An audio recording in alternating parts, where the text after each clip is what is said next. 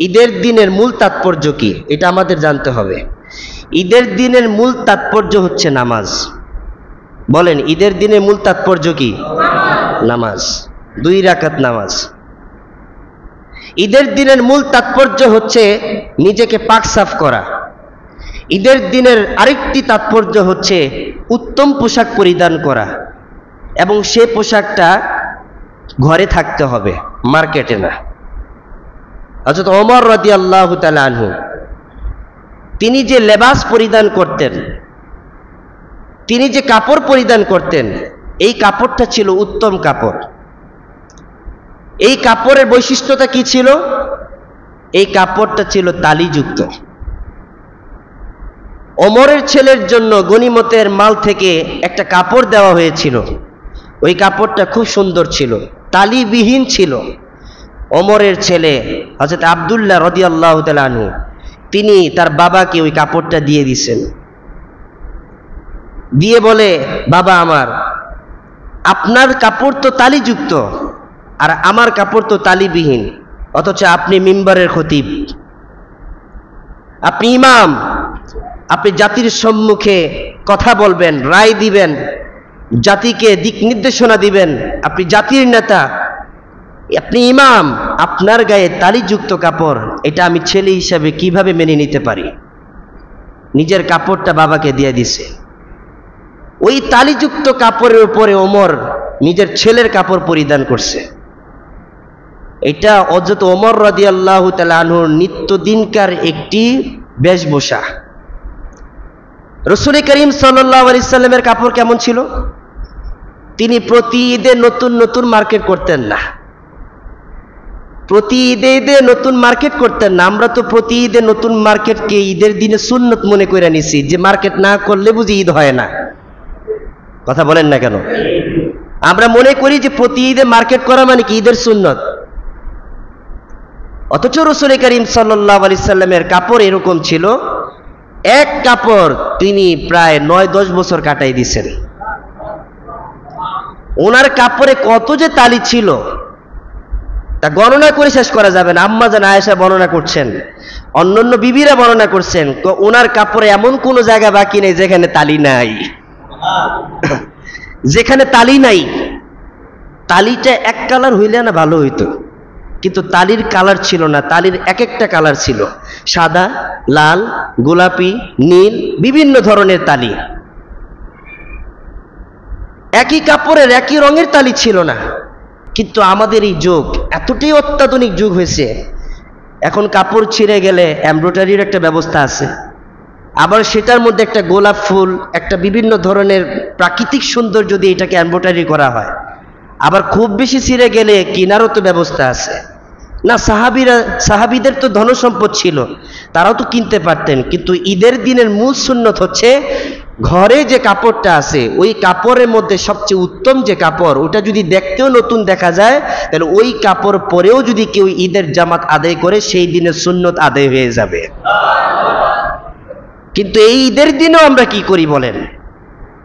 পুরা রমজান মাসের সবচেয়ে গুরুত্বপূর্ণ যে 10টি দিনের কথা উল্লেখ আছে, রমজানের শেষ দশক, আমাদের মুসলমান ভাই ও বোনেরা মিলে সেই রমজান মাসের শেষ দশকে পুরা মার্কেট জুড়ে নিজেকে তো আত্মপ্রকাশ করেই তো করে, রোজাটাকেও খেয়ে ফেলে, তারাবিও খেয়ে ফেলে, রোজার যা কিছু আছে সব কিছু নষ্ট করে ফেলে। 2 দিন আগে চৌরাস্তায় গেছি, ওই চৌরাস্তার অবস্থা দেখেই আমি গত পরশুদিন একটা ফতুয়া দিছি। কথা বুঝতে পারছেন? আমার ফতুয়া অনেকে দেখছে ফেসবুকে। কি বলবো, হায় আল্লাহ। ওই একটা ছেলেকে নিয়ে গিয়েছিলাম, ফেরার পথে প্রত্যেকটা হোটেলে যেখানে আইসক্রিম বিক্রি করা হয়, দই বিক্রি করা হয়, প্রচন্ড রোদ, স্বামী, স্ত্রী, কন্যা, পুত্র সকলে মিলে ওই দোকানে বসে দই খাচ্ছে, আর হাতে তাদের ঈদের মার্কেট, হাতে তাদের ঈদের মার্কেট। কি বুঝলেন?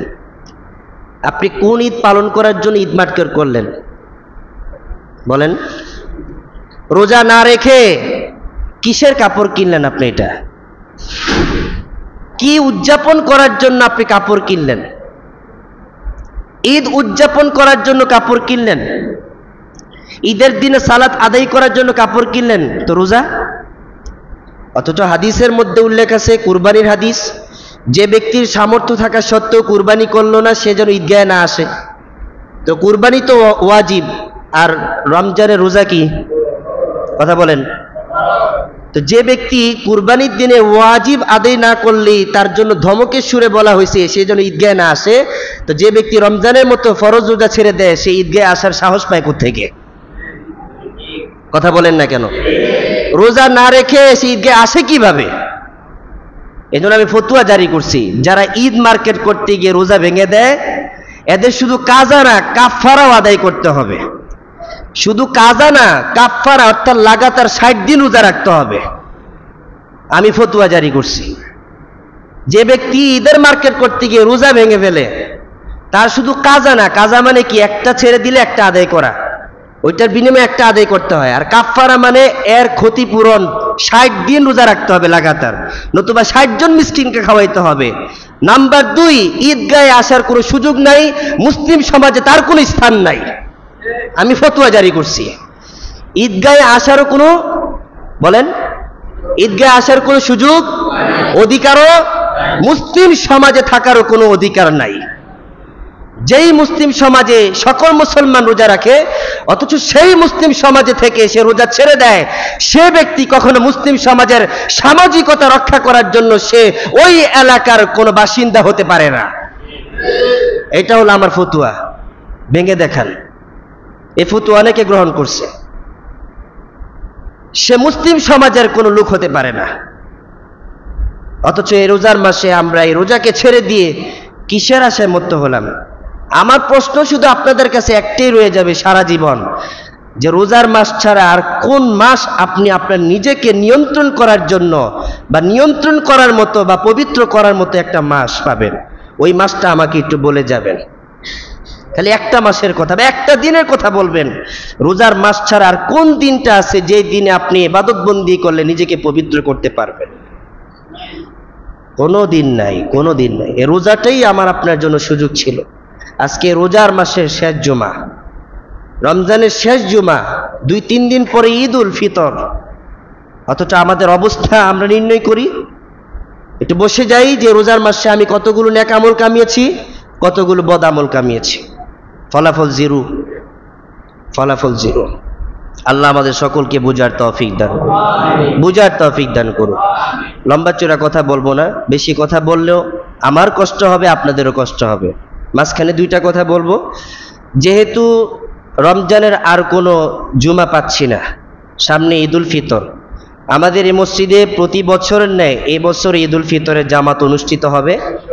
পরামর্শ করেছি, ওনারা আমাকে রায় দিয়েছেন যে সকাল 8 ঘটিকায় ঈদের জামাত অত্র মসজিদে অনুষ্ঠিত হবে ইনশাআল্লাহ, আপনারা আসবেন ইনশাআল্লাহ। নম্বর 2, যেহেতু শাওয়াল মাসের রোজা আছে, 6 রোজা, এই 6 রোজা নফল রোজা, এই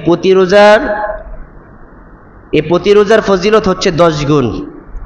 অর্থাৎ নাসাই শরীফের মধ্যে উল্লেখ আছে, হযরত শাওবান রাদিয়াল্লাহু তাআলা আনহু থেকে হাদিস বর্ণিত, তিনি বর্ণনা করছেন, যে ব্যক্তি রমজান মাসে রোজা রাখে সে 10 মাস রোজা রাখার সওয়াব পাবে। আর যেই ব্যক্তি শাওয়ালের 6 রোজা রাখে সে ব্যক্তি বাকি 2 মাস রোজা রাখার ফজিলত পাবে। 10 আর 2 12 মাস। অর্থাৎ যে ব্যক্তি রমজানের 30 রোজা প্লাস শাওয়ালের 6 রোজা রাখলো সে পুরা বছর রোজা রাখার সওয়াব পেয়ে যাবে। এ রোজা রাখার নিয়ম কি? এ রোজা রাখার নিয়ম হচ্ছে ঈদ উল ফিতরের দিন এর পরের দিন থেকে লাগাতার রাখা, এটাই উত্তম। তবে কেউ যদি ফাঁকে ফাঁকে মাঝে মধ্যে রাখে তাও জায়েজ আছে, কোনো অসুবিধা নাই। এই ছিল 2-1টি কথাবার্তা। আল্লাহ তাআলা আমাদের সকলকে বুঝে শুনে আমল করার তৌফিক দান করুন। বাকি যে আরো 2-1টি রোজা বাকি আছে, যারা আমরা রোজা রাখি নাই, অনেকে রোজা রাখি নাই, জানি রোজা রাখেন নাই আপনারা, কিন্তু যারা রাখেন নাই বাকি যে 2-3টা রোজা আছে কষ্ট হলো রেখে দিবেন, যাতে ঈদগাহের ময়দানে যে আল্লাহ মুমিনদের জন্য পুরস্কারের ঘোষণা উল্লেখ করেছেন ওই পুরস্কার থেকে যেন আমরা কেউই মাহরুম না হই ইনশাআল্লাহ। সবাই হাত তোলেন, কে কে বাকি রোজাগুলো রাখবেন? হাত তোলেন। কষ্ট হলেও রাখবেন, কষ্ট হলেও রাখবেন। আপনি মাহরুম হন এটা আমি চাই না, আল্লাহ তাআলা আমাদের সকলকে বাকি রোজাগুলো রাখার তৌফিক দান করুন। রমজানের যেই তারাবির নামাজ তা আদায় করার তৌফিক দান করুন। আমিন ওয়া মা তৌফিক ইল্লা বিল্লাহ।